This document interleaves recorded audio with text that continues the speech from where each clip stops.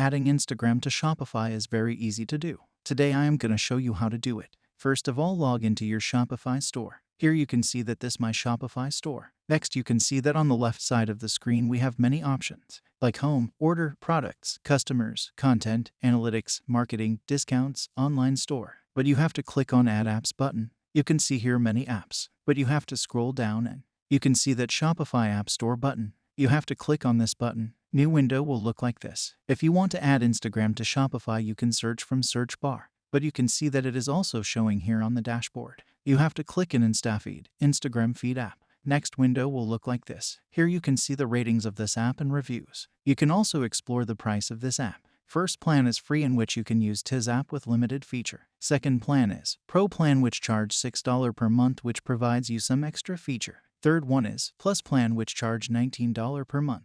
You can choose plan according to yours. After this, click on Install button. You have to click Install. Next, you have to again click Install button. So in this way you can install Instagram to Shopify.